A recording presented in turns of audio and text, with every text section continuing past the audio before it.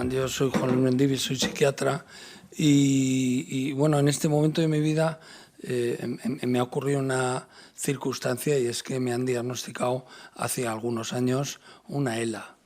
Y pues bueno, eso ha sido una situación que ha modificado mucho, ha condicionado mucho mi vida, ¿no? Y en esa situación, bueno, una de las cosas que me venía constantemente a la cabeza es qué tengo que hacer, ¿no? Y de ahí el interés por la resiliencia. Bueno, en primer lugar, quiero agradecer al colegio porque me ha permitido dar esta charla aquí, a ADELA, que es una asociación que en realidad es de donde se auspició esta charla, y bueno, a Tadi, que es un poco el centro en donde yo he trabajado unos cuantos años y pues bueno, siempre lo tengo presente. Bueno, pongo aquí un poco un índice de lo que voy a hablar hoy, que creo que no merece la pena leerlo y creo que lo mejor es empezar. Bueno, no sé si sabéis vosotros y vosotras que cuando hay una tormenta, los barcos de vela utilizan una vela muy pequeñita que se llama el tormentín. Fijaros que el propio nombre de la vela ya indica que es para eso, para capear la tormenta. Y después de la tormenta, pues normalmente viene la calma. Sin embargo, hay situaciones en que después de la tormenta sigue la tormenta. Y cuando te pasa una cosa como esta, que es una enfermedad severa, tienes que aprender a vivir en la tormenta, tienes que aprender a vivir en la crisis, ¿no? Hay que aprender a adaptarse en las situaciones críticas como esta. Y no es una cosa sencilla, ¿no? Y para eso es para lo que, bueno, desde la psicología se desarrolla el concepto de resiliencia. La resiliencia es la capacidad para adaptarse a las situaciones adversas con resultados positivos. Es algo contradictoria, pero en eso consiste, ¿no? En poder sacar algo bueno de una situación complicada como puede ser esta, ¿no? Bueno, la resiliencia es entonces un rasgo psicológico que te capacita para obtener el éxito en una situación difícil, ¿no?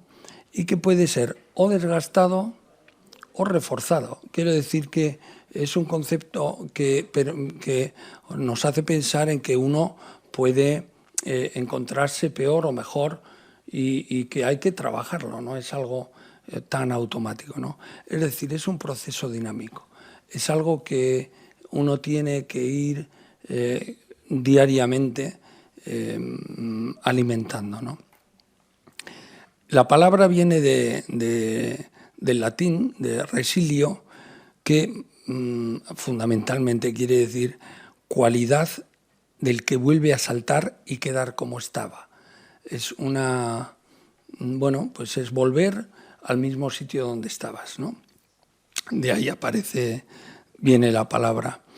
Y en realidad es una palabra que se toma de la mineralogía, de las minerales, que es la capacidad de un material para recobrar su forma inicial, ¿no? Después de haber sido sometido a una determinada deformación, ¿no? Es decir, es la elasticidad. El ejemplo típico es el de un muelle, ¿no? Que tú lo estiras, lo sueltas y vuelve a la misma situación de antes, ¿no? Bueno, se utiliza en mineralogía, pero se ha generalizado el término y se utiliza también en ecología, en ciencia, en salud, en educación, en política social, en empresa y en bienestar público. O sea, es un término que, bueno, que simplemente pues, se ha desarrollado en distintos ámbitos porque en realidad es muy útil, ¿no? Pero bueno, hoy quería yo hablar de la resiliencia en la enfermedad severa. Y me parece que es importante porque muchas personas pasan por situaciones muy severas y tienen que desarrollar una capacidad para adaptarse, ¿no? Y la situación adversa, la enfermedad, se puede tomar como una enfermedad o como una circunstancia. Es una circunstancia vital que te somete a una serie de presiones internas y externas que son las que tú tienes que vencer, ¿no? Como características, primero está la presencia de factores tanto de riesgo como de protección. Entender que la resiliencia no representa la inmunidad a un trauma, sino la capacidad de recuperarse, ¿no? Es el saber levantarse de si te has caído, ¿no? Y que es un proceso cambiante, dinámico, y que hay una interacción entre los riesgos, entre los factores de protección y entre lo interior y lo exterior del individuo. Bueno, uno de los puntos más importantes son los atributos disposicionales. Vamos, es lo que uno puede disponer para mejorar la resiliencia o para no tenerla, ¿no? Que son pues la familia, los apoyos que uno pueda recibir, la ecuanimidad interna, la coherencia interna, ¿no? Y se ha visto en estudios que existe una estrecha relación entre la capacidad resiliente, el sentido del humor y el optimismo. Y que también existe una relación entre las emociones positivas y el incremento de la satisfacción en la vida, ¿no? Y que eso hace que uno sea más resiliente, o cuando uno es resiliente tiene que hacer esto. El término de resiliencia también se relaciona con la fortaleza mental, ¿no? Para lo que uno tiene que desarrollar determinadas actitudes, algunas destrezas como el tener metas, motivaciones, controlar el entorno y también a uno mismo, ¿no? Competencias como las de manejar la presión, la autorregulación, el control de los pensamientos y de las emociones, y un buen manejo del fracaso y del éxito como puntos que mejoran la fortaleza mental, ¿no? Bueno, como factores de riesgo podemos hablar de las variables personales o de la personalidad vulnerable, ¿no? Hay personas que tienen una forma de ser que invita o facilita el ser o el tener una mayor capacidad de resiliencia. Pero luego también está el entorno y los contextos en los que uno se mueve, como las relaciones que uno tiene, las relaciones familiares, incluso los contextos políticos. No es lo mismo vivir en una situación sociopolítica determinada que te facilita las cosas, o hacerlo en un entorno en la que tú no puedas o no recibas ayudas, ¿no? Luego también lo subjetivo del factor de riesgo, ¿no? Cada uno, la lectura de lo que a uno le pasa es subjetiva, no sabéis el chiste este que le dice uno al otro: joder, ¿qué día llevamos? A ti se te muere el padre, a mí se me pierde el boli. Pues bueno, depende cómo uno vea las cosas, pues. Y luego de la gravedad de la enfermedad, ¿no? No es lo mismo tener una enfermedad que vive situaciones limitantes, difíciles, dolorosas, a tener una enfermedad que, aunque sea severa y crónica, se puede manejar mejor, ¿no? Y el pronóstico en la enfermedad no es lo mismo el que te digan que, bueno, que esto van a ser unos añitos y luego ya va a estar bien, a que tengas un cáncer de páncreas con metástasis o y pues bueno, que no sea igual que la agresividad del tratamiento. No es lo mismo tener un tratamiento que te sometan a pruebas y a situaciones muy cruentas, a que sea algo más sencillo, y luego la efectividad. Lógicamente, si te estás sometido a una cirugía muy difícil, pero te van a curar, pues bueno, sea, ¿no? Pero luego a veces pues hay enfermedades, como bien sabéis todos, que no tienen cura. Y luego están los factores de protección, que a mí me parece que es muy importante el poder, porque son factores que se pueden trabajar, se pueden desarrollar, ¿no? Que son las variables, tanto del sujeto como del entorno, que mejoran la resiliencia, ¿no? Esta capacidad. Primero, los atributos propios, la personalidad, tu capacidad intelectual, la autoconfianza, las habilidades sociales que tengas, los factores externos como el apoyo institucional que puedas recibir, los tratamientos que existan, cómo se desarrolla la enfermedad, el equipo terapéutico que te haya tocado en suerte, o las ayudas que puedas recibir, ¿no? Y luego aspectos relacionales que también hacen que tú puedas estar más fuerte o más protegido, como es la familia, que si es una familia cohesionada, bien estructurada, que te da apoyo y tienes un apego positivo, pues es mejor, ¿no? O el entorno de amistades que tengan, ¿no? Tus amigos íntimos, las amistades en general, ¿no? O los paracaidistas, que son esta gente que de repente te cae del cielo y dice, yo no me esperaba que esta persona se iba a portar como se está portando conmigo, ¿no? Y que no ha aparecido así de la nada, ¿no? Y luego están las relaciones sociales, ¿no? Los conocidos, el del kiosco, el del panadero, o los vecinos, ¿no? Yo he tenido la suerte que mis vecinos me han permitido y han facilitado el adecuar la casa, porque no podía bajar a la calle, ¿no? Y han sido todas facilidades, que podía haber sido al revés. Quiero decir que parece mentira, pero cosas así también influyen para que uno pueda estar bien.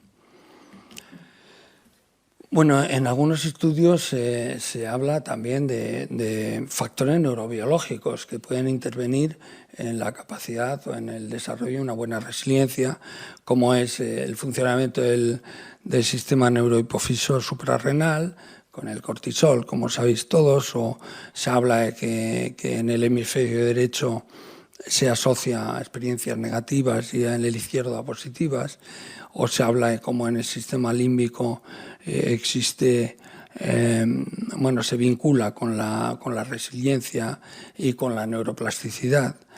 Y también se habla de la base genética, sobre todo en lo que tiene que ver con el temperamento, con los rasgos de personalidad.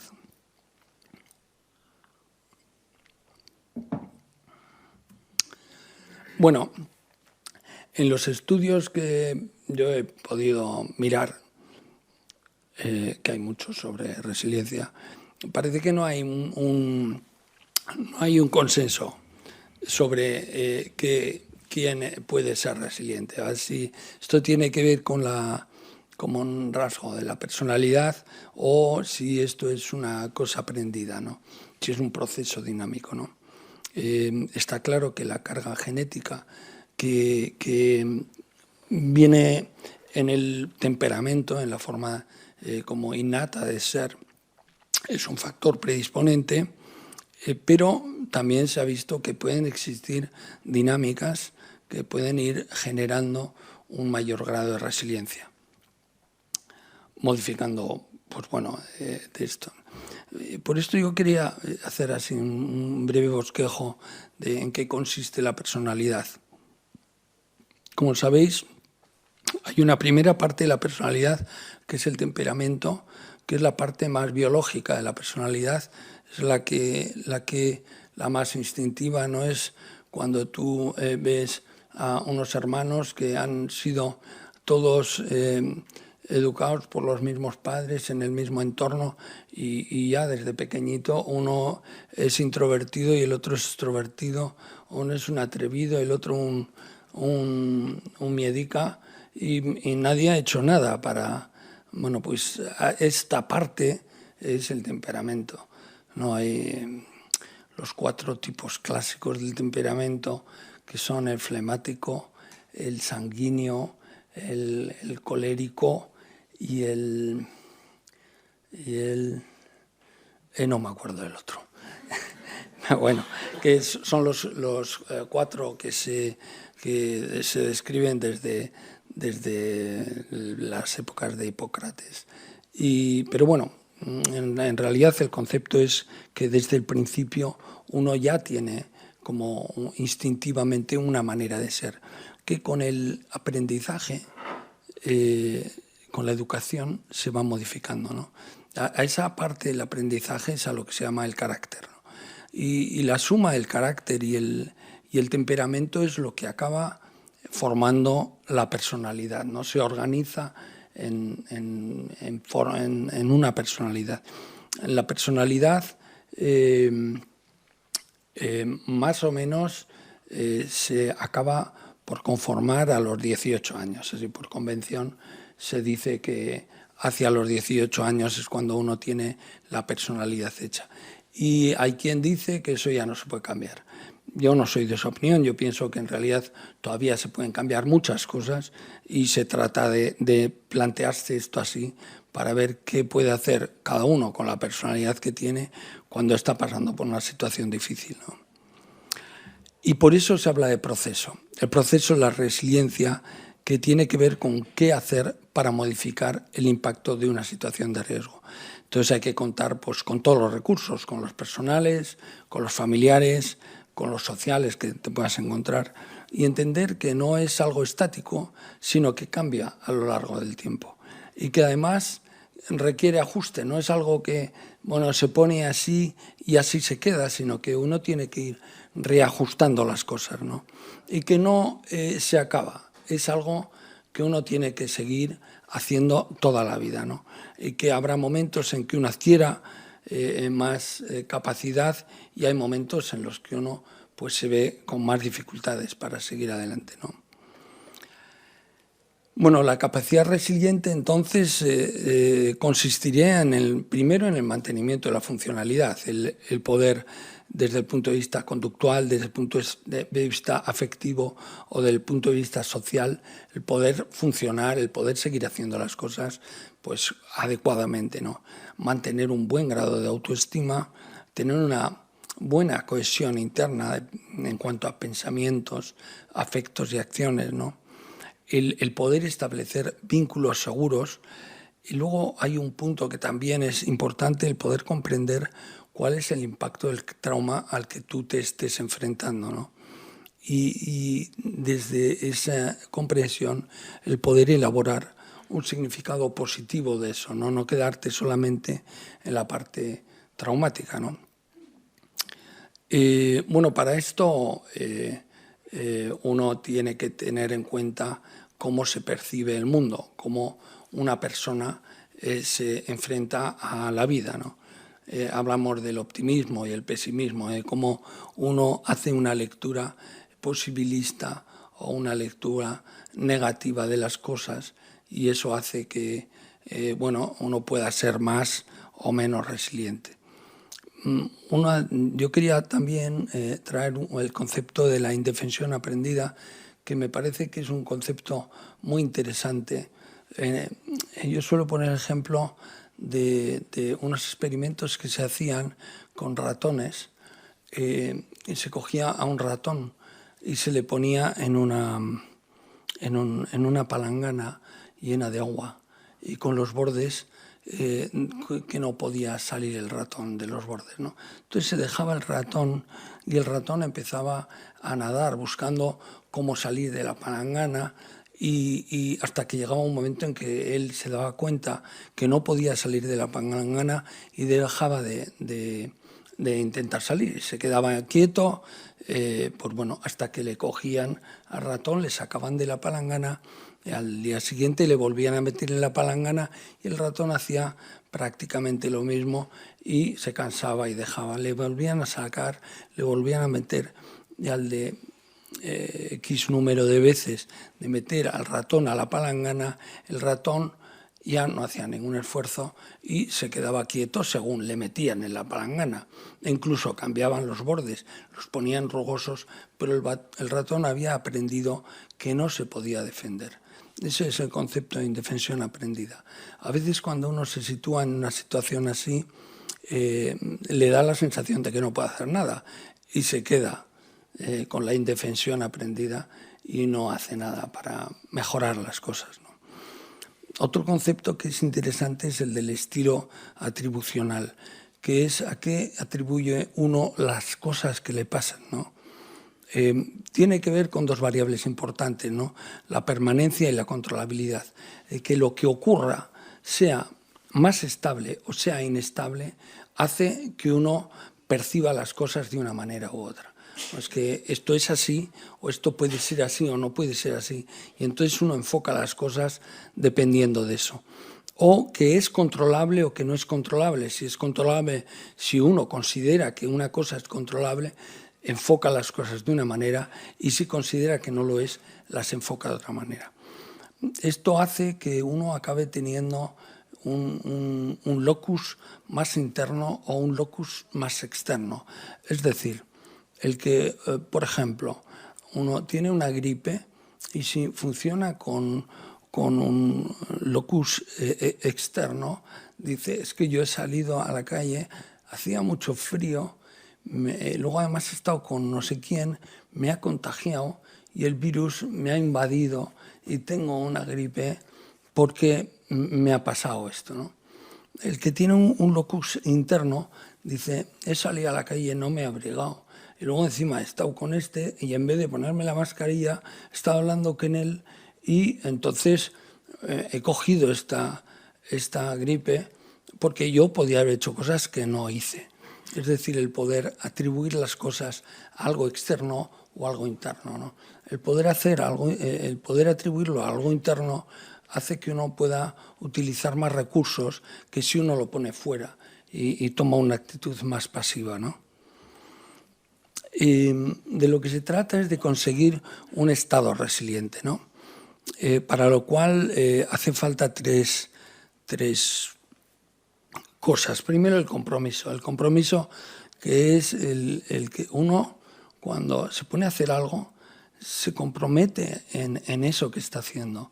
No es algo, no es indiferente a lo que ocurre, o cuando uno dice que va a hacer, lo hace, o al menos está en el intento de hacerlo, ¿no? Luego con la sensación de control, de que tú tienes que controlar hasta donde puedas tu mundo interno y el externo. No puedes dejarte llevar, sino que tienes que hacer un esfuerzo de controlar esto.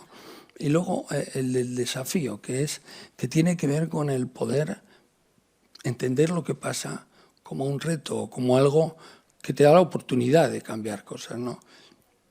Al final, las situaciones de estrés, las situaciones difíciles, a uno le dan la oportunidad de hacerlo, de cambiar y de crecer.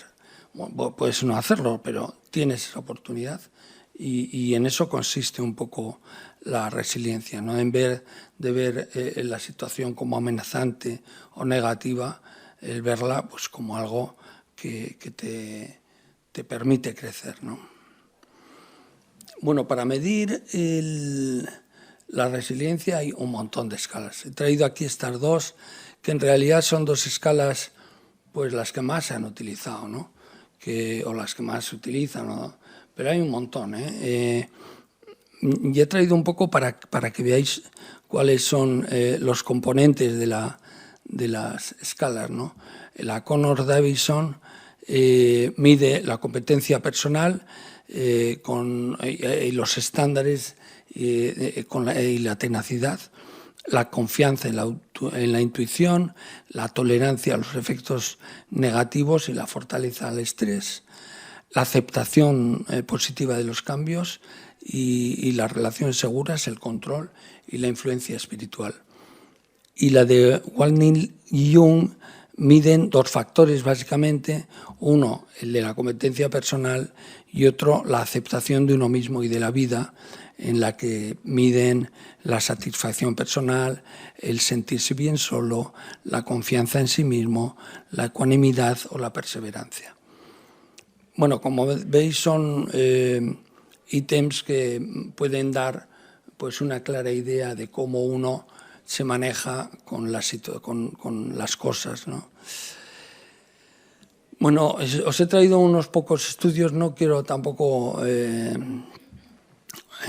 hablar demasiado de estudios porque son un montón, pero he traído algunos un poco más por curiosidad que por otra cosa. La Universidad de Toronto examina a 100 personas con ELA y ve que los participantes con niveles más altos de resiliencia tienen una mejor calidad de vida, un mejor bienestar psicológico, una mejor adaptación a la enfermedad y un mejor manejo del estrés, lo cual quiere decir que la resiliencia es un factor de protección con la ELA, ¿no? En la ELA. Este estudio de la Universidad de Torino en realidad lo he traído porque indica los dos cuadros clínicos que se suelen dar en personas, clínicos psiquiátricos que se suelen dar en personas que pasan por situaciones así, que son la depresión y la ansiedad, ¿no? En forma de trastorno adaptativo, claro, ¿no? Y en este estudio, pues bueno, se ve cómo la resiliencia mejora las emociones negativas, disminuye el daño y mejora las sensaciones de limitación, ¿no? Y disminuye el riesgo de tener trastornos depresivos y ansiosos. Aquí he traído en realidad este estudio, lo que me gustó es esta figura que me pareció interesante porque es un poco la actitud de la familia, ¿no? La actitud del entorno, ¿no? Que puede ser en los polos positivo, negativo o pasivo y activo, ¿no? Como el ámbito en el que existe una negatividad y una mayor pasividad, pues se generan necesidades. Cuando es negativo y activo, se generan cargas. Cuando es pasivo y positivo, se obtienen recompensas, y cuando es positivo y activo, se genera resiliencia, que en realidad es lo ideal. Este estudio de la Universidad de Columbia, enseña la correlación que existe entre el distrés de los pacientes y el de los cuidadores. Es decir, que cuando un paciente tiene más distrés, los cuidadores tienen más distrés. Y cuando un paciente o cuando un cuidador tiene más distrés, el enfermo tiene más distrés. Y es muy importante entender esto porque es entender que hay que cuidar al enfermo y a los cuidadores, porque al final influyen en la evolución de la enfermedad también. Y luego he traído este estudio que me pareció curioso de la Universidad de Milán, en la que expusieron a enfermos de ELA a la práctica de mindfulness en un curso de 4 meses. Y encontraron que en las personas, en los enfermos que habían hecho el curso de 4 meses de mindfulness, tenía un menor deterioro físico. La verdad es que me llamó la atención, menor deterioro físico, unos menores niveles de ansiedad y depresión y una mejor calidad de vida. O sea que el mindfulness es algo bueno que os recomiendo hacer a vosotros, aunque no tengáis ninguna enfermedad severa. Aquí he traído porque en realidad, como venía aquí al colegio de médicos, he dicho, bueno, que no sea solo de la ELA, porque como veis es todo de la ELA. O sea, no es en la ELA. Esto se ha visto en todas las enfermedades severas y he traído este estudio que me encontré sobre el cáncer colorectal, que bueno, es una situación en la que la resiliencia también es muy, muy útil, ¿no? Bueno, ¿qué pasa cuando tú te encuentras atrapado en esta situación? Porque yo creo que a veces en el ejercicio de la medicina estamos tan centrados en qué tienes que hacer para ayudar al paciente que no te planteas mucho cuál es la vivencia que las personas tienen cuando están ahí, ¿no? el sentirse atrapado por la enfermedad, ¿no? Bueno, lo primero que pasa es el impacto cuando te lo cuentan, ¿no? Los primeros síntomas, que claro, a veces los primeros síntomas no son muy llamativos, ¿no? A mí me pasó jugando a tenis, ¿no? Que la verdad es que era bastante malo, pero muy entusiasta, muy entusiasta.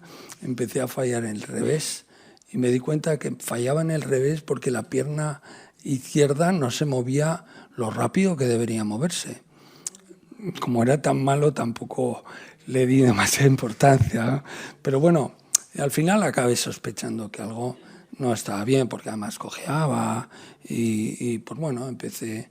Primero casi me planteé, pero una cosa más traumatológica o algo así, pero bueno, tenía fasciculaciones y demás, y dije, bueno, hablé con un buen amigo y me dijo, vamos a ir al neurólogo, y el neurólogo me dijo, bueno, esto es posible que sea una ELA, ¿no? Y bueno, pues entras en el estudio diagnóstico hasta que te certifican que es esto, no es nada sencillo, ¿no? Porque pasas por un montón de pruebas, algunas desagradables, y pues bueno, pero al final acaban confirmando que tienes lo que tienes, y pues bueno, entras en shock, porque no, quiero decir que son cosas que no son fáciles de asumir rápidamente. Entonces, pues bueno, después de que te haces cargo de la situación, empieza un poco el planteamiento de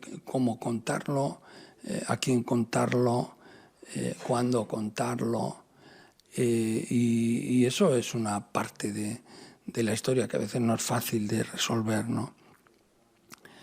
Y luego está el cómo se acoge, ¿no? Hay quien, yo me acuerdo que cuando empecé, pues estaba con pacientes que me venían y se ponían a llorar. Claro, tenías que acusar al paciente por lo que te pasaba a ti, o me decían, ¿qué te va a contar a ti? ¿Qué te va a contar a ti si estás con lo que tú tienes? ¿No? Lo mío es una chorrada, ¿no? Pues bueno, pero y luego hay, claro, son situaciones a veces difíciles de manejar, ¿no? Pues gente que, no sé, a mí una cosa que me pasa mucho ahora es que ahora yo, como estoy en silla de ruedas, me he convertido en un hombre de perfil bajo, porque estoy sentado. Entonces hay mucha gente que con todo el amor del mundo me coge el pelo y me hace así. Bueno, vale, o me coge así, ¿sabes? O sea, pues vale, pues bueno, ¿qué vas a hacer, no? Que cada uno hace lo que puede, ¿no? Pues bueno, claro, lo entiendo como un gesto de amistad Pero bueno, pues que claro, lo otro es dramático. Me acuerdo de un amigo que me lo encuentro por la calle y tal, y no, pues me pasa esto, y se me puso a llorar. Digo, joder, tío, claro, es que además su padre se había muerto esto, ¿no? Entonces, claro, bueno, le entró una especie de crisis de ansiedad al tío. Bueno, pues, que es complicado a veces manejar esta situación. Y luego está el cambio de rol. Claro, tú eras una cosa y te conviertes en otro, ¿no? Cambias el papel, ¿no? Yo antes era el doctor Mendívil, y ahora soy el pobre Juan, ¿no? El pobre Juanito. Es así, ¿no? Bueno, y que cambia la gente, ¿no? Cuando hablan de mí, entiendo yo, pues fíjate, pues qué le ha pasado y no me digas. Y eso. Y tú también, ¿no? Porque tú hacías unas cosas que yo ya no haces, ¿no? Hacía un montón de cosas que ya no puedo hacer. Y pues bueno, de alguna manera, sin querer, tienes que adaptarte a un nuevo rol, ¿no? Que estás jugando, ¿no? Y en ese sentido tienes que hacer un duelo de ti mismo. Pues ya no eres no puedes ser lo que eras. No puedes ser, ¿no? Entonces, bueno, es verdad que he puesto aquí pues las fases del duelo típico, ¿no? Es que imaginar, ¿no? Primero, pues mucha rabia por no, bueno, no, sí, pues primero lo niegas. Bueno, yo no sé si lo negué en un momento, pero supongo que sí, en un rato. Pero bueno, primero mucha rabia. Luego pues tienes que entrar en un proceso de ir aceptando esta situación y de ir viendo de que aquello que tú eras, pues bueno, lo tienes que disfrutar en el recuerdo y en las cosas que te ha dejado, en saber que lo has pasado, pero bueno, que ya no eres lo que eras, ¿no? Y aquí he traído esta imagen porque me parece que también es muy importante entender que uno tiene que lograr un equilibrio. Tiene que lograr un equilibrio cognitivo, emocional y somático. Eso a cualquiera de vosotros, ¿eh? Pero lo tiene que lograr, pero claro, no, por ejemplo, a mí el somático pues no lo tengo muy equilibrado. Entonces tengo que compensar con el otro, claro, uno tiene que mantener ese equilibrio y tiene que hacer un esfuerzo por modificar los aspectos que tenga que modificar para mantener ese equilibrio, ¿no? Desde el punto de vista clínico psiquiátrico, los dos cuadros que se dan con más, bueno, son los que corresponden a situaciones que acaban siendo patológicas, serían los trastornos adaptativos. Trastornos adaptativos que básicamente son el trastorno, la reacción depresiva, la reacción ansiosa o la reacción disocial, ¿no? Que son las tres formas de no manejar bien las cosas, ¿no? Versus el adaptarte, ¿no? Es decir, hablando en vulgar, la amarga resignación versus la resiliencia, que es de lo que se trata. Para esto uno tiene que tener unas expectativas realistas. Uno no puede tener una expectativa de qué es lo que le gustaría que fuera y luego encontrarse que la realidad no le va a permitir que sea lo que a uno le gustaría. Y entonces eso lo tiene que adaptar, porque si no acaba generando una disonancia, o sea, acaba bueno, pues, no pudiendo estar bien, ¿no? Una de las cosas que pasa cuando uno entra en una situación así, en primer lugar, es la soledad. Porque uno puede estar muy acompañado, está muy metido en muchísimos lugares con mucha gente, pero esto se pasa solo. Uno nace solo y se muere solo, así. Y una enfermedad como esta, o como muchas, se vive solo y la vive uno, por muy cercanos y mucho que quieran los otros entrar, uno está en muchas situaciones en las que se ve trabajando y teniendo que solucionar cosas por uno mismo, ¿no? No puede contar con nadie porque eso corresponde a uno mismo, ¿no? Al igual que el manejar bien las frustraciones, ¿no? Porque son situaciones que te ponen en la tesitura de tolerar frustraciones que no venían en el guión. Claro, el decir, bueno, ya no puedes ir a pasear, y entonces eso, o no puedes hacer muchas cosas que te gustaría haber hecho, y bueno, tienes que aprender a manejar esa frustración, ¿no? Y modificar lo que sea para poder adaptarte a eso, ¿no? Igual que las renuncias, ¿no? Claro, uno tiene que empezar, dependiendo de las limitaciones que te da la enfermedad, a renunciar a cosas, ¿no? Pues claro, yo dejé de jugar a tenis, no sé si os lo he dicho. Dejé de jugar a tenis, pero dejé de subir al monte, dejé de hacer un montón de cosas, de pasear. Bueno, paseo con este cacharro, pero vamos, ya de andar, de hacer muchas cosas que hacía, ¿no? Ahora, antes siempre me ha gustado pintar y tal, ahora me he pasado al arte abstracto para poder pintar, ¿no? Es bueno, pues, pero bueno, no tiene que hacer y tiene que renunciar y a hacer cosas que le hubiera gustado, que no puede, ¿no? Y aceptar los límites de la realidad y los límites que te impone la enfermedad, ¿no? Y eso yo creo que es un trabajo que uno tiene que hacerlo proactivamente. No somos nada, Juan, no somos nada. Eso me decía mi abuelo, que era muy sabio, un hombre, es que no somos nada. En realidad, cuando te pasa una cosa de estas, una de las cosas que te planteas es lo trascendente. A mí siempre me ha llamado la atención las sociedades de estas, las culturas perdidas, ¿no? No sé si conocéis a los tartesos. Últimamente han encontrado unas caretas, pero más allá de que ahora quieren buscar más sobre los tartesos, es una cultura que ha dejado de existir. No se sabe ni de dónde ha venido ni de dónde ha acabado. Yo siempre eso antes de tener la enfermedad, o sea, siempre me he planteado pues, la cantidad de gente que ha vivido, ha dejado y que vivía igual que nosotros, que comía alubias y lentejas como nosotros comemos y vainas y tal, y que ha dejado de existir y no se sabe nada de ellos. Y eran vidas como las vuestras y las de cualquiera y que han dejado de existir.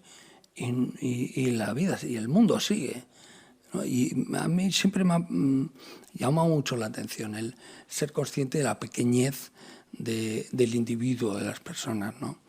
No sé si sabéis, pero la ONU ha calculado que el 15 de noviembre de este año vamos a ser 8.000 millones de seres humanos sobre la Tierra. 8.000 millones, que se dice pronto. 8.000, si uno no es nada, 8.000 millones, eso hoy, quiero decir que fijaros la cantidad de millones de gente que ha pasado por aquí. Y yo tengo un amigo que me decía, tú imagínate que tuvieses en un bombo de lotería todas las almas del mundo, todas, ¿no? Los 8.000 millones de almas. Y dices, sacas un alma, una al azar. ¿Te cambiarías por él o por ella? Yo no, por si acaso. Yo, la verdad es que es una apuesta complicada, ¿no? Puede ser un millonario, o yo qué sé, un sabio, o una persona, o puede ser todo lo contrario, más probablemente. Entonces, pues yo no me cambiaría. Bueno, cuando te plantas en esta situación, una de las cosas que te planteas es, bueno, ¿qué has sido? ¿Qué has hecho? ¿No? A ver qué trayectoria has tenido, ¿no? En qué has acertado y en qué te has equivocado, ¿no? A quién deberías pedir perdón, ¿no? Por las cosas, ¿no? Y luego qué decisiones tienes que tomar. Porque te enfrentas a, bueno, algo que puede ser complicado de manejar y tienes que decidir qué cosas tienes que poner en orden, ¿no? Y prepararte. Y esta es una situación que, claro, se vive muchas veces en silencio, ¿no? Pero uno tiene que hacerlo, ¿no? Y tiene que plantearse este aspecto que me parece que es importante. Pero además te planteas cuestiones más trascendentales, ¿no? Como la muerte. Yo, cuando me diagnosticaron esta enfermedad, me leí un par de libros sobre la ELA, ¿no? A ver de qué iba la historia, ¿no? Y en uno de los libros que me leí, y luego me leí algunos artículos y tal, pero bueno, en uno de los libros, que además me pareció un buen libro sobre el asunto, era un libro que describía distintas partes o distintos problemas de la enfermedad por distintos autores, ¿no? Cada capítulo de un autor. Y uno de los autores ponía que el diagnóstico de una ELA no es un diagnóstico, es una condena a muerte. Yo lo primero que pensé es, bueno, una condena a muerte es nacer. Porque, a ver, no sé si sabéis, todos vosotros os vais a morir, igual que yo. Todos. O sea, que al final, lo que pasa es que cuando te pasa una cosa de estas, te enfrentas a esto. O sea, te enfrentas a cuál va a ser tu propia muerte, cómo va a ser tu propia muerte. Y esto es algo que, desgraciadamente, en nuestra sociedad no suele pasar. La gente no piensa sobre la muerte, no se lo plantea. Esto te obliga a plantearte eso. Afortunadamente, en nuestra sociedad ahora tenemos la eutanasia, no es la elección de la muerte, ¿no? La eutanasia para nosotros es como la silla de ruedas. Nos ayuda a ir al otro barrio. Es algo que tenemos la suerte de poder hacer, ¿no? pero tenemos que decir cuándo hacerlo, ¿no? En qué circunstancia, cómo, bueno, si uno, porque igual uno no acepta la eutanasia y sigue hasta el final, hasta que se muere, ¿no? Pero bueno, eso está ahí, y es el poder, el tener que plantearte cuándo, cómo, en qué circunstancias. Bueno, pues es algo que te lo planteas, pero también te planteas la trascendencia de ti mismo, ¿no? ¿Dónde estás? ¿Qué va a ser? ¿Qué has dejado? Por supuesto está la religión como una parte o una posibilidad de poder salvar esta situación, ¿no? Quien sigue preceptos religiosos, pues a veces tiene mucho solucionado, vamos a decir, o el tema de la espiritualidad, de cómo puede, dónde estamos, quiénes somos, ¿no? Es que yo estoy ahora en la reflexión, es si existe o no el alma, ¿no? Bueno, hay que plantearse si existe o no, ¿no? Y si el alma, después de que te mueres, es consciente de sí misma o no. O sea, que son cosas que te planteas que, bueno, que muchas veces no te las planteas hasta que te llega un momento así de complicado, ¿no? Pero bueno, en el terreno de lo que uno vive en el día a día, yo pienso muchas veces que hay que aceptar que esto de que nos han vendido, de que hay que ser feliz, es una falacia. En realidad, bueno, uno puede hacer lo que puede, pero tiene que aceptar que hay cosas que no tienen ninguna gracia y que no generan ninguna felicidad. Y uno tiene que afrontarse a eso. Y entender que uno, pues bueno, uno no es Superman y que tiene que darse permiso a estar mal también, ¿no? No creer que uno tiene que estar por encima de sus propias fuerzas, ¿no? Y cuando estaba haciendo esta charla, pasé unos días malos con mucha angustia, bueno, muy desasosegado y pues con ansiedad y mal, ¿no? Y estaba haciendo esta charla y entonces yo pensaba, eres un impostor tú. Tú vas a decir aquí qué hay que hacer y estás con esta angustia que tú eres. Pero luego al final pues entiendes que, bueno, que es que igual es que la cosa va así, ¿no? Uno tiene que salvar esa situación y seguir adelante. Luego, afortunadamente, se me quitó aquello, ¿no? Bueno, no sé. Pero bueno, entender que hay ratos y que, pues, que es así, ¿no? Que va así la cosa. Yo hace años ya, me acuerdo que cuando tenía situaciones difíciles o me enfrentaba a problemas, tenía una especie de eslogan interno o de pensamiento interno que era, bueno, ¿cuál sería ahora la situación ideal? ¿No? Entonces yo estaba, pues yo qué sé, estaba en no sé qué hora de tantas horas sin haber dormido bien, estudiando y tal, hecho polvo allí y tal, y entonces pensaba, ¿cuál podría ser mi situación ideal? Entonces, mira, pues ahora en la playa, con la novia y tal, y con la cervecita y tal, eso sería lo ideal.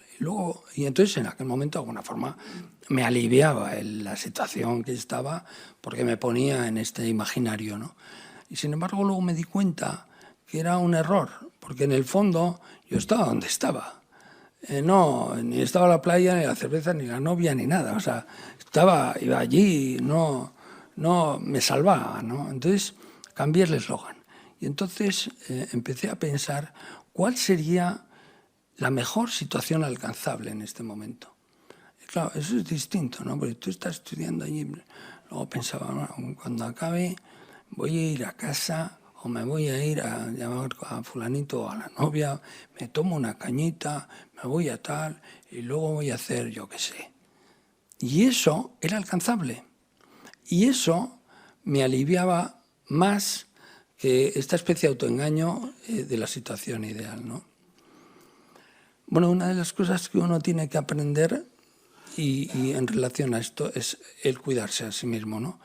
Es verdad que desde luego en esta enfermedad necesitas el cuidado de los demás, te acabas acabas siendo dependiente, te tienen que bañar, te tienen que duchar, te tienen que ayudar a vestirte, te tienen que ayudar a hacer un montón de cosas para ir de una silla a la otra, te tienen que ayudar. Para subir a este estrado hemos tenido que poner una rampa, tengo que ir en silla, pero luego hay otra parte que tiene que hacer uno. Y eso es responsabilidad de uno, no es responsabilidad de nadie más que de uno. Y eso, en la medida en que tú te haces responsable de que eso que tienes que hacer tú para cuidarte lo haces, pues las cosas van mejor. Pero una de las reacciones más habituales o fáciles de ver es el victimismo, ¿no? El victimismo que es, bueno, tú te sientes víctima de esta situación y ya está. La verdad es que el victimismo tiene unas cuantas ventajas. Una es que tú eres víctima de algo de lo que no tienes culpa. Al final te descarga, ¿no? Y puedes tener una actitud más pasiva, no esperar a ver, no tienes nada que hacer, no te tienes que enfrentar a nada, ¿no? Tienes que ser cuidado y atendido. De alguna manera puedes decir, exigir esa atención, ¿no? Y no eres responsable de nada. Sin embargo, tiene unos inconvenientes. Y es que tú no ejerces ningún control sobre lo que pasa, sobre nada. Encima estás a merced de lo que ocurra afuera, porque estás a merced de lo de fuera. No creas alternativas. Acabas teniendo una tendencia melancólica, porque es como de tristeza. Y además no es nada atractivo estar contigo, ¿no? Porque eres un peñazo, ¿no? O sea, pues bueno, al final acabas aislado y eso no es bueno. Eso no es bueno. Otra variable de esto es la queja, ¿no? Está la queja interna y la externa. La externa es cuando uno se queja hacia afuera y la interna es cuando uno se queja hacia adentro, ¿no? Uno está que mal estoy, ¿no? La externa está bien como comunicación. Cuando tú te quejas de algo, oye, me duele el pie, que diga, a ver qué pasa. Hasta ahí está bien. Pero cuando es una llamada de atención continua, cuando se refuerza el victimismo, acaba siendo cansina, acaba siendo algo que no es soportado por los de fuera y es peor. Y la interna es lo mismo, ¿no? Cuando uno se queja de algo internamente y es una toma de conciencia de lo que le está pasando, ahí está bien.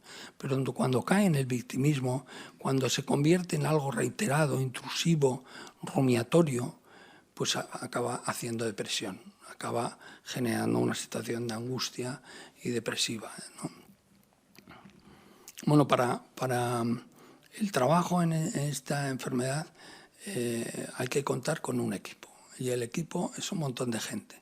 Primero es el que lo está pasando, ¿no? Pero luego es la familia nuclear y la extendida, ¿no? Los amigos, las relaciones sociales, la gente que te ayuda, el equipo sanitario y cuando es necesario el psicólogo, el psiquiatra, que yo creo que muchas veces es necesario, ¿eh? O sea que no sé si el psiquiatra, depende un poco del grado, pero el tener un apoyo psicológico muchas veces viene bien. Igual es que yo me dedico a esto, entonces es una de formación profesional, ¿no? Bueno, y el equipo tiene que estar bien coordinado, tiene que haber una buena comunicación, tiene que ser equilibrado, tiene que tener coherencia interna y tiene que ser valorado. Claro, es importante que todas estas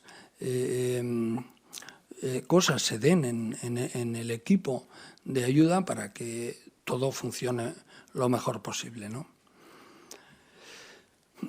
Bueno, estas son algunas cosas que a mí me parece que también son importantes o reflexiones, ¿no? Es lo disponible o indisponible. Lo disponible es lo que tú tienes a tu disposición. Lo indisponible es lo que no está. Por ejemplo, el ejemplo que lo saco de un filósofo que hablaba sobre el tema, lo disponible, por ejemplo, la nieve está disponible cuando está. Cuando tú no estás, cuando está nevando, no está disponible, no te la puedes llevar a casa y guardarla en el congelador, no la puedes coger con la mano porque se te deshace, y si está, está, y si no está, no está. Está cuando está disponible.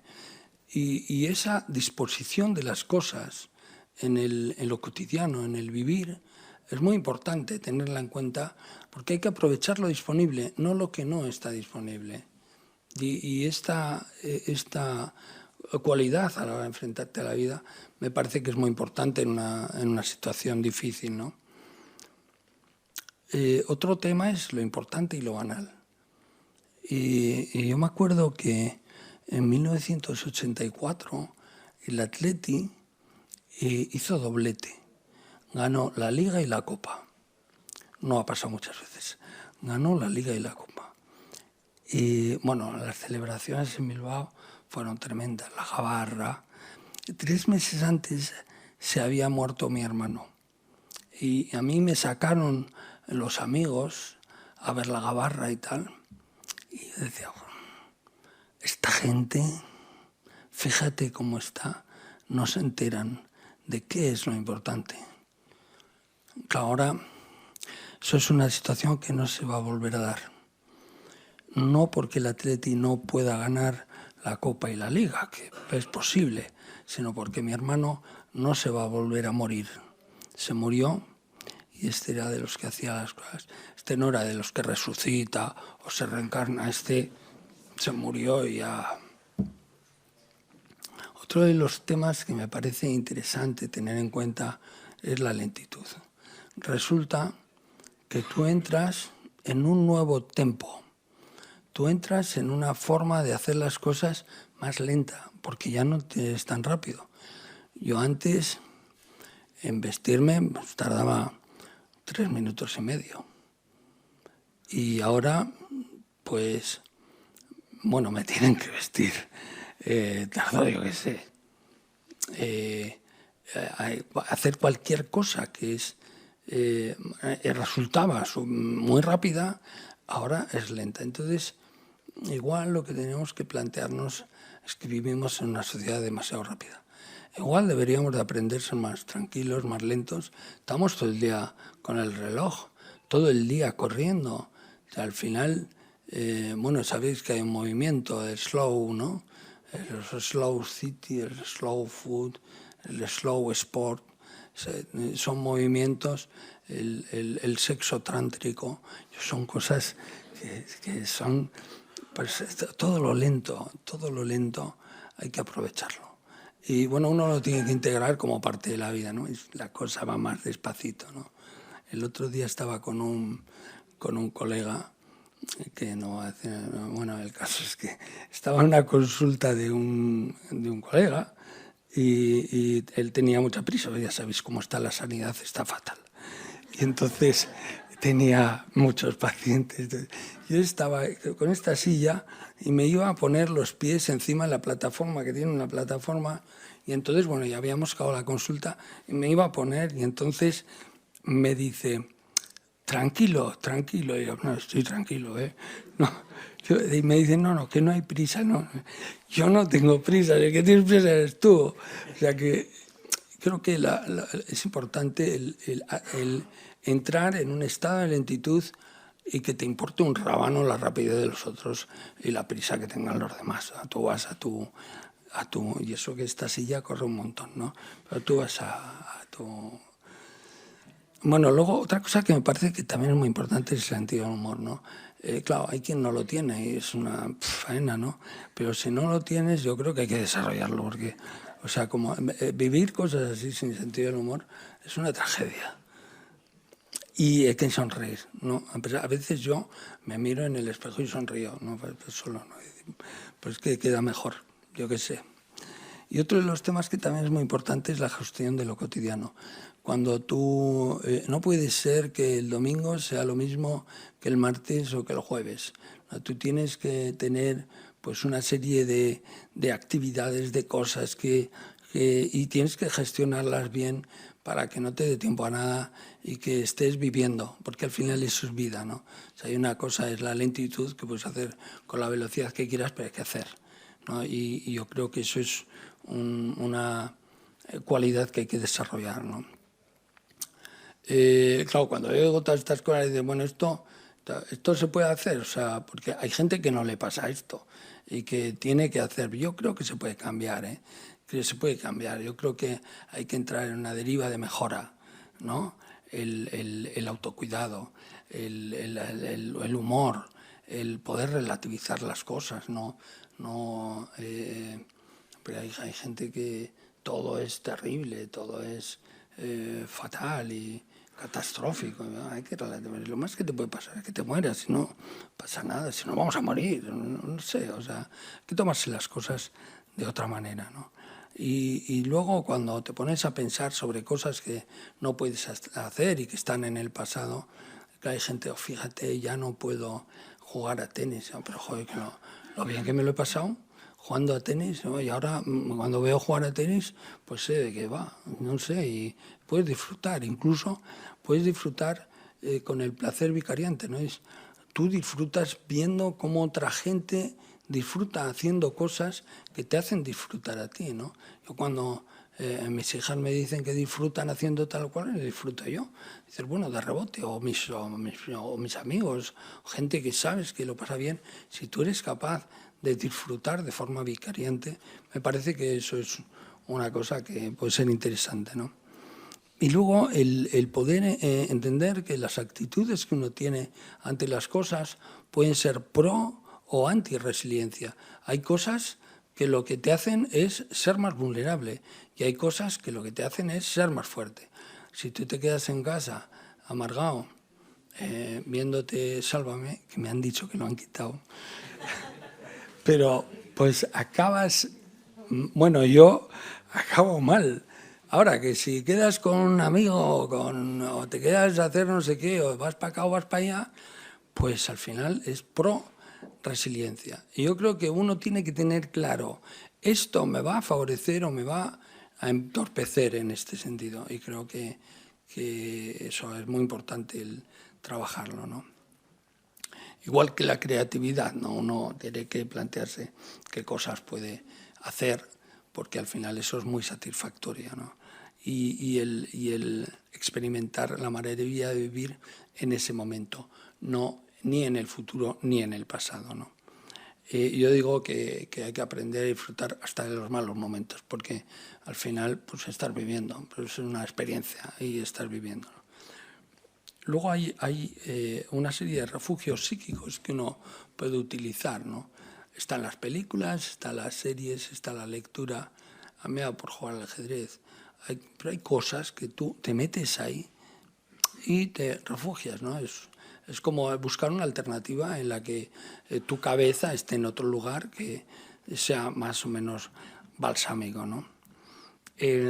Bueno, he puesto la medicación y los tratamientos porque me parece que es una cosa que uno tiene que atender. Hay gente que no... yo creo que hay cosas que uno tiene que hacer, pues tanto seguir las indicaciones y de las ayudas de los profesionales y los tratamientos que puedas hacer. Y el cuidar las relaciones, que bueno, creo que a lo largo de toda esta charla habéis visto que me parecen muy importantes. Y herramientas, pues las herramientas son estas, que tampoco es... yo siempre hablo del proceso personal, me parece que es un concepto muy interesante. Cuando uno se da cuenta de que está viviendo y que tiene que evolucionar en la vida, que suele ocurrir a eso de los 20 y tantos, ¿a qué le ocurre? Pero vamos, y entonces empieza a plantearse que tiene que cambiar cosas en su mundo interior. Y entonces, bueno, ahí está, por ejemplo, la psicoterapia es algo que acelera eso, ¿no? Pero luego hay otras cosas, ¿no? El leer, el poder hacer arte, o música, o cine, o las actividades sociales, el poder escribir, ¿no? Hace que uno entre en un proceso de crecimiento personal que tiene que comenzar en algún momento y no tiene que acabar nunca. Y en ese proceso de crecimiento personal creo que es donde nos tenemos que poner más cuidado, ¿no? Luego hay técnicas que pongo aquí, el mindfulness, la meditación, la relajación, que hay técnicas como, que bueno, son 3, pero hay un montón de cosas que uno puede hacer también pues para disminuir los niveles de tensión interna que se pueden producir en situaciones así, ¿no? Y luego están las ayudas que uno recibe. Claro, fijaros que estas ayudas que pongo aquí no son las ayudas que en realidad uno recibe del entorno cercano, ¿no? Sino que son las ayudas que se pueden recibir pues, desde la seguridad social o los sistemas de salud, las instituciones públicas, los foros en los que uno pueda estar o las asociaciones, que son aspectos que en la mayoría de las enfermedades hay que tener en cuenta, ¿no? Sabéis que ahora hay una ley que está bloqueada para la ELA, una ley de la ELA, que está bloqueada porque yo creo, bueno, creo no, la historia es que, claro, el enfermo de ELA es un enfermo que necesita un montón de cosas, es súper caro. O sea, yo os recomiendo que no tengáis ELA porque es carísimo, ¿verdad? Y claro, tienes que tener unos medios que... Y entonces, el pronóstico de vida de la ELA está entre 3 y 5 años. Yo, afortunadamente, voy para los 5. Claro, según tienes la ELA, entre que te dan la ayuda y estate quieto y ponte aquí, pues es que te plantas en el segundo año. Y bueno, pues es una de las cosas, que en la ley de la ELA, pues según tienes el diagnóstico, tiene que ponerte todas las ayudas ya, ¿no? Y hay una serie de ayudas que no se dan en otros enfermos. O sea, no todos los enfermos necesitan una grúa para mover de aquí, o no todos los enfermos necesitan un aparato para poder hablar, porque no pueden hablar y con los ojos poder dictar lo que quieren, lo que están pensando. No todas las enfermedades ocurre eso. Y si te ocurre esto, necesitas comprarte un Irisbone, que es el aparato para poder hablar leyendo con los ojos, ¿no? O necesitas una grúa para que te puedan mover de la cama al sillón, ¿no? O necesitas un montón de cosas, que es carísimo.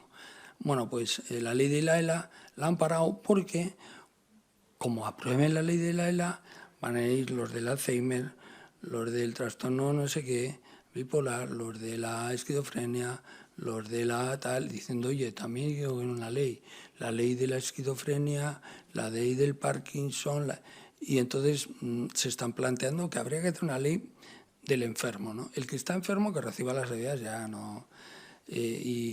pero bueno, mi opinión es que me parece muy bien. Bueno, aprueba esta, que ya está hecha, y luego ya, si eso hablamos. O sea que, pero bueno, las cosas están así. Y hasta aquí he llegado. Esta es un poco mi reflexión personal. Y bueno, espero que no haya sido muy aburrido. Y si queréis preguntar algo, aquí estoy.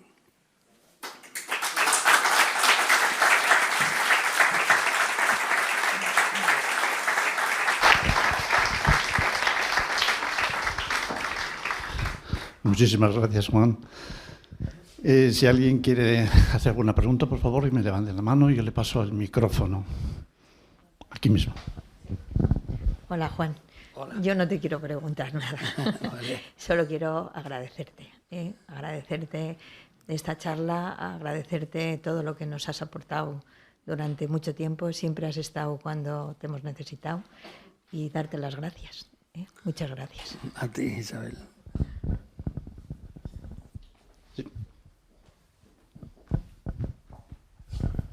Yo no tengo nada más que palabras buenas para ti, Juan. Yo estuve contigo el día que llegaste a la consulta y tropezaste, venías cojo, te dije, ¿estás cojo, Juan? Y me dijiste, sí, un tirón, no he podido terminar un partido de tenis. Y a los 10 días venías otra vez cojo y te dije, Juan, si no te tratan bien, te llevo yo a un médico bueno. Y entonces me miraste y me dijiste, ya tengo diagnóstico, Concha. Fue como un jarro de agua frío. Eres un tío estupendo, o sea, has sido un psiquiatra y sigue siéndolo maravilloso. Hablabas entre dientes, hacía falta que una persona en todas las terapias de grupo que has asistido durante muchísimos años hablase. Antes de hablar ya estabas tú diciendo lo que estaba pasando. No tengo más que puro agradecimiento hacia ti, Juan. De verdad te lo digo. Gracias, Gonzalo. Sí, un momentito, por favor.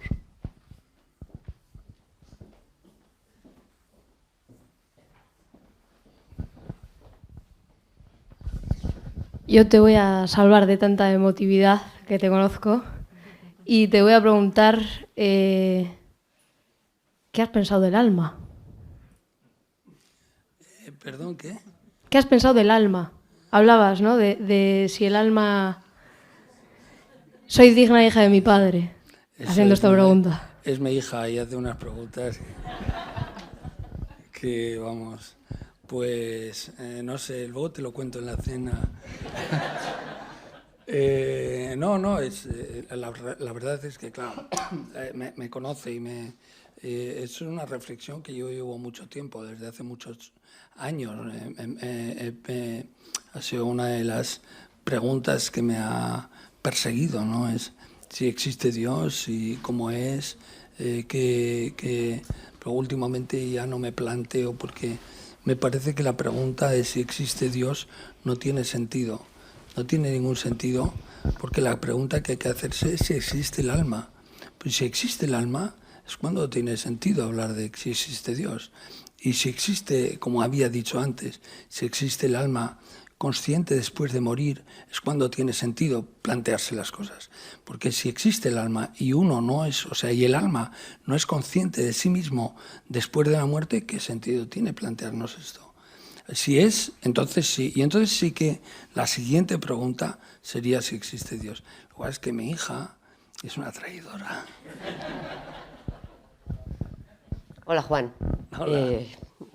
Vamos a ver, gracias por el análisis que has hecho de este concepto tan interesante, tan válido, que nos encantaría tener a todos esta cualidad o esta capacidad, ¿no? Yo te voy a hacer una pregunta obvia, ¿no? Si tú te consideras una persona resiliente, ¿no? ¿Y cuál de las variables que has analizado muchas, que pueden acercarte o alejarte de tener esta capacidad, cuál de las tuyas, si tú consideras que lo eres, te ha acercado a ti a poseerla? Gracias, Marga. ¿eh? No lo sé. Yo creo que esto del proceso personal que he hablado antes es algo que comencé hace mucho tiempo.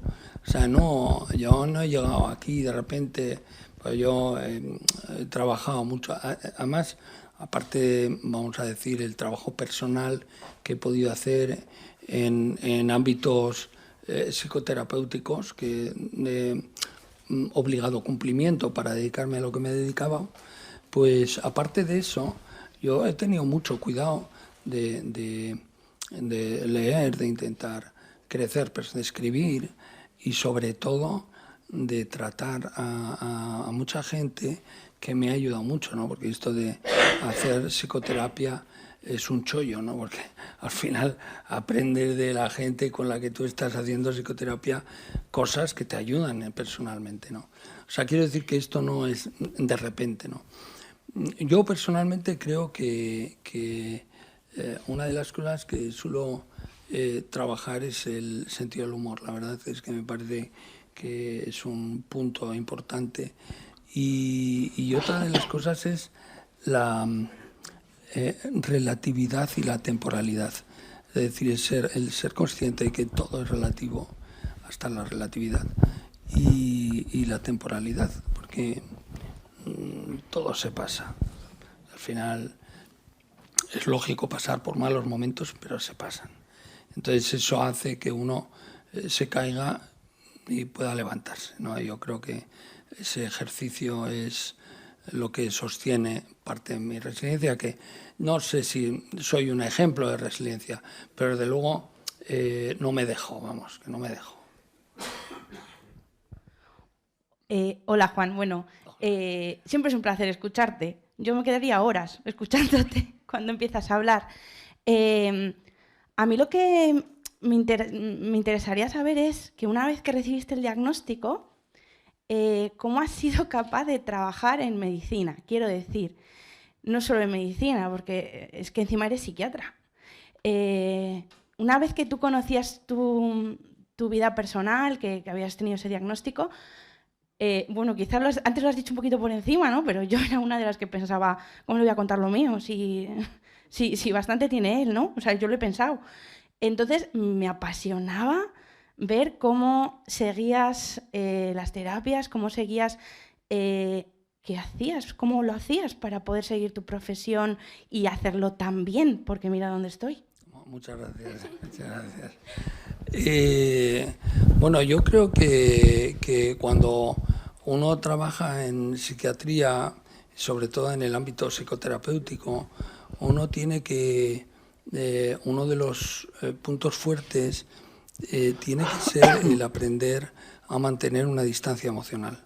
Uno tiene que saber qué es lo que uno le corresponde a uno y qué es lo que le corresponde a la persona a la que uno está ayudando. Y tiene que mantener una distancia emocional para poder pensar bien, porque si te pierdes en la emoción del paciente no le ayudas, pero eso de siempre, no es con la enfermedad. Uno es como un actor, ¿no? Uno no puede dejarse llevar por lo que está sintiendo. En una psicoterapia o en un entorno psicoterapéutico, incluso en una consulta psiquiátrica, uno también tiene que hacer eso y tiene que aprender a leer lo que está sintiendo el otro sin que eso a uno le afecte y acabe rebotando al paciente. Y ese trabajo no creo que es disociativo, porque no te disocias, no, estás y eres perfectamente consciente de lo que tú sientes y de qué significado tiene este sentimiento en relación a tu propia persona y no lo transmites al otro. Y eso es algo que yo he hecho a lo largo de los 30 y tantos años de profesión. Entonces es algo como que me salía muy natural. Entonces entiendo que ha tenido que ser algo así, porque si no, no me considero tan...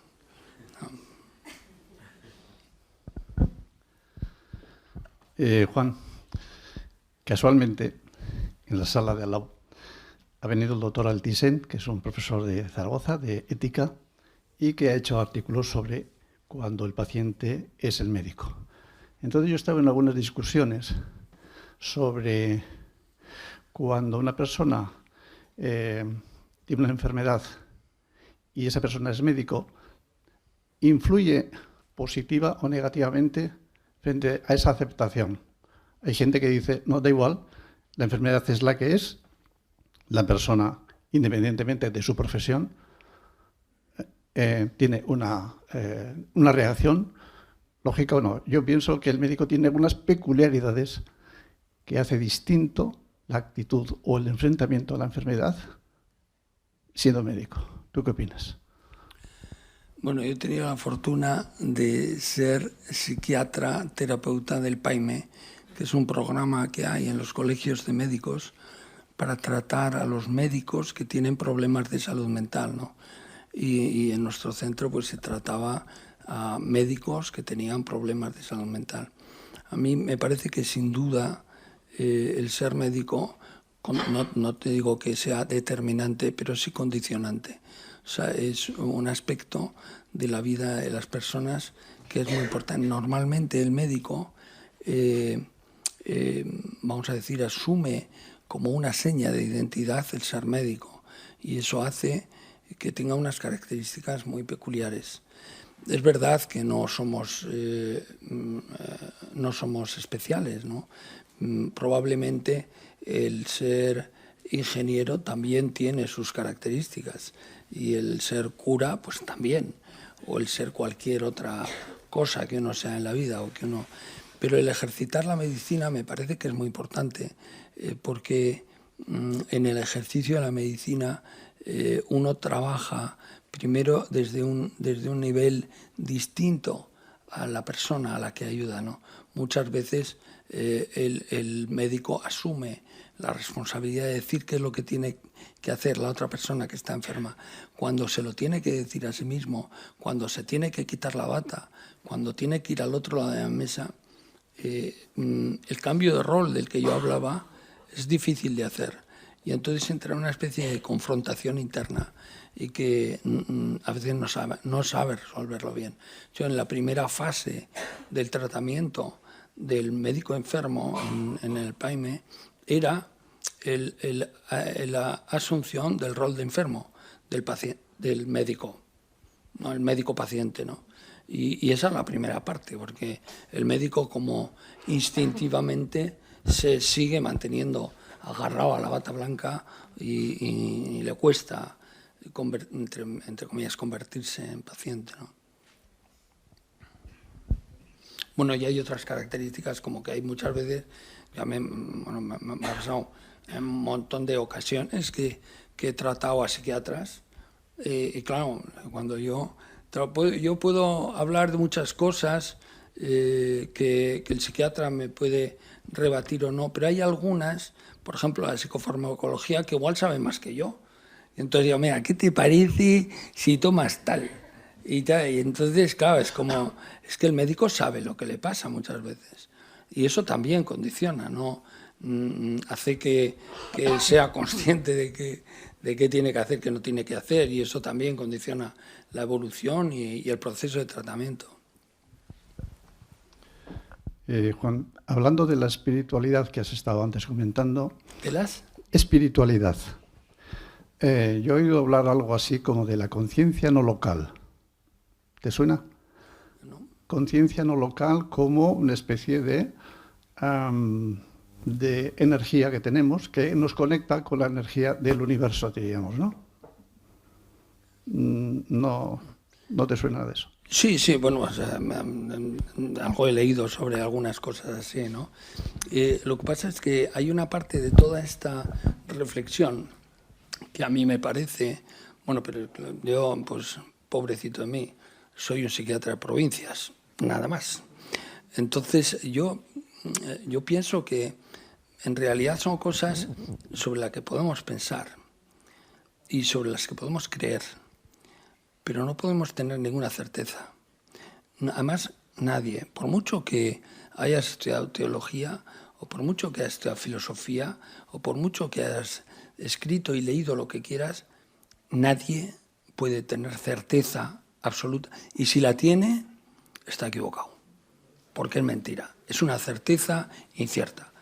Y entonces, bueno, podemos hablar y especular, y si quieres, pues bueno, nos podemos tirar horas hablando sobre cómo podemos concebir qué es lo que ocurre en el cosmos, si somos parte de una materia inerte que es Dios, si somos nosotros parte de Dios, o si Jesucristo murió para salvar a la humanidad y sube al cielo y está a la derecha del Padre. Pues bueno, podemos hablar, o si nos reencarnamos, como dice los budistas, y pisas a una hormiga, igual has pisado a un tío tuyo, ¿no? Bueno, podemos hablar de todo eso, pero la verdad es que por mucho que hablemos, por mucho que leamos, mi sensación es que no podemos saberlo.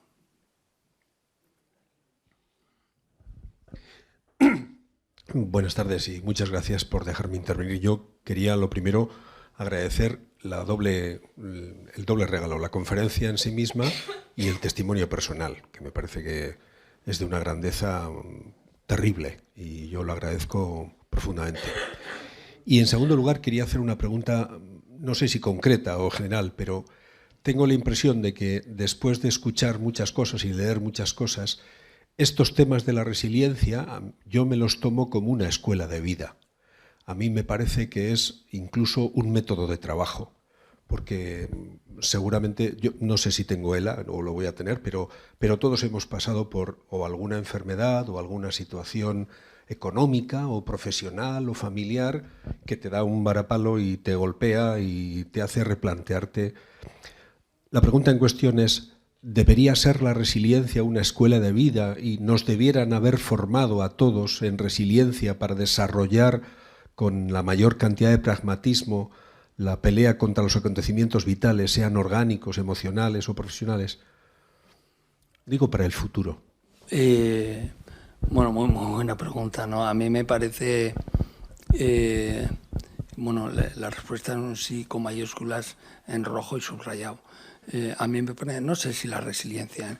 Lo que sí que tengo claro es que el aprendizaje de lo emocional, el aprendizaje y la valoración del mundo interno no se hace en la formación de los niños y de las niñas. O sea, bueno, ahora hay alguna gente que no se atiende, no existe. O sea, existen las matemáticas, existe, si quieres, lo más así, la filosofía, si quieres, existe, yo qué sé, las ciencias naturales y el euskera o los idiomas, el inglés o lo que tú quieras. Pero la formación personal, no con valores tópicos, sino la comprensión del mundo interno, el manejo y la gestión de las emociones, no se contemplan, o sea, ni siquiera se contemplan. Entonces, a mí me parece que lo primero que debería hacer es un vuelco a la enseñanza y poner como parte fundamental. El objetivo de la enseñanza es hacer personas, hacer gente que entienda qué es lo que le pasa con todas, con lo que tiene que ver con lo personal, lo interno, lo que tiene que ver con lo familiar, con lo relacional, con lo social, comprenderlo y cohesionar y ser ecuánime y ser una persona íntegra. Eso en el modelo de enseñanza que tenemos no se da, no se da. Si tú quieres tener un buen juez, lo que tienes que tener es a una persona memoriosa, que se aprenda no sé qué tochos, no una persona madura, eso no hace falta ser. Hace falta ser memorioso, pero igual que los que hacen el MIR, bueno, los que entran en medicina, son chavales magníficos a nivel de CI y de memoria, pero como personas, algunos dejan que desear. Y eso, vamos, se da, pero eso no es culpa de ellos, es culpa del sistema de enseñanza y probablemente la sociedad, porque no deja de ser un reflejo, ¿no? O sea, en este país tú haces una oposición y ya está, ya está. Y la parte personal, la parte emocional, que es a lo que yo me he dedicado durante muchos años, pues se deja muy descuidada. A mí me parece que esto que estás diciendo, claro, hoy es de la resiliencia es la consecuencia de todo esto, del trabajo, de saber identificar, de saber moverte y de manejar las cosas de una manera distinta a como nos la venden, ¿no? Que, bueno, pues, estamos, pues, algunos están en el como Putin, ¿no? Que quieren ser un imperio y matan a quien sea para conseguirlo. Además, es como se sienten grandiosos. Y eso tiene que ver con una baja gestión emocional, con una baja comprensión del mundo y de la persona, ¿no? Claro, cuando nos ponemos, fíjate, nos hemos puesto aquí a hablar, estamos hablando del alma, nos podemos discutir o hablando de la trascendencia, es igual deberíamos de plantear más tiempo en este tipo de planteamientos, pero luego en el día a día, en cómo tú manejas un disgusto, cómo tú manejas una situación difícil y cómo te enfrentas, bastante trae la vida cosas como para... Pero bueno, uno tiene que aprender y eso se debería aprender desde que uno es pequeñito. Pero bueno, es lo que hay, es lo que hay. Bueno, yo también, por supuesto, quiero agradecer las dos cosas que ha dicho, pero sobre todo la valentía que tiene de contarnos su experiencia personal, que yo creo que eso tiene un valor terrible para mí. Y yo, una cosa que ha dicho me ha parecido súper interesante, que era que no nos hacemos cargo como médicos de lo que es el proceso del paciente. Yo no soy psiquiatra, nada que ver. Pero es verdad que hasta que no tuve un golpe fuerte en mi vida, no fui consciente de eso, y eso es lo bueno que he sacado. Y eso también, por otro lado, me ha preocupado. Digo, madre mía, estamos siempre pendientes solo de pruebas, análisis, pero de verdad que ahora es cuando entiendo más a los pacientes. ¿Cierto? Así que gracias por eso también. A ti. Yo creo que es muy importante el hacer un esfuerzo grande para humanizar la medicina. Estamos en un sistema sanitario que no permite a los profesionales ser humanos, porque es que el sistema te impide eso. Como seas humano, pues te echan, porque no puedes. O sea, y lo que pasa es que yo creo que es una profesión compleja, porque tienes que ser humano, pero no caer, tienes que manejarlo bien, ¿no? Y entonces es un equilibrio que a veces no es fácil de mantener, ¿no? Pero yo pienso que la medicina en general se debería de acercar mucho más a las ciencias humanas, ¿no? Parece que se ha acercado mucho más a las ciencias tecnológicas, ¿no? Hay una investigación que se llama REDOC, creo que se llama, que están haciendo ahora los americanos, y más gente me imagino, que están estudiando el ser humano. Bueno, han desechado el sistema del DSM-5, que supongo conoceréis. El DSM-5 es un sistema de clasificación de las enfermedades mentales, y los criterios que tienen son criterios, vamos a decir, casi por convención. Es tal modelo y tal otro, ¿no? Y todas las investigaciones hasta el momento se han hecho siguiendo, pues más o menos, los esquemas del DSM-4, ¿no? Apareció el DSM-5 con la pretensión de que cambiara las cosas, y entonces ha habido en América, no aceptaron esto, una especie de cisma, y entonces decidieron que iban a crear una investigación en la que se midieran exclusivamente las cosas objetivas. Objetivas es lo molecular, lo genético, lo fisiológico, lo estructural, las imágenes, incluso pues algunas conductas perfectamente objetivables, ¿no? Y todo lo demás, vamos, lo del alma les queda lejísimos. Pero es que les queda lejos, en mi opinión, el ser humano. El ser humano queda lejísimos de eso. Y pretenden, midiendo esas variables, hacer una clasificación para encajar a los enfermos. A mí me parece que, claro, es complicado, ¿no? Pero es complicado porque con todas las variables que existen es imposible. Es imposible. El ajedrez es un juego que, si te pones el número de partidas de ajedrez posibles que existen, porque claro, son, ¿sabéis? Son 16 piezas de 2 colores y en un damero de 8×8. El número posible de partidas es mayor que el número de átomos del universo. Mayor. Todo eso con 4 fichas y un damero de 8×8. Pero es que el ser humano tiene miles de fichas en un damero medio infinito.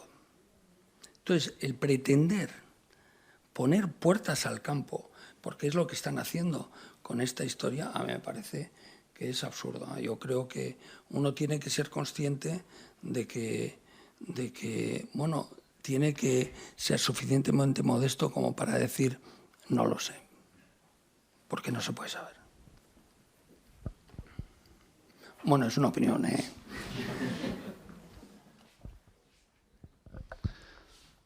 Bueno, pues me parece que de momento no veo bastantes colegas, ¿eh? Alguna famosa incluso, pero no se atreven a preguntar nada. De modo que, bueno, pues nosotros también le vamos a dar un fuerte aplauso a Juan.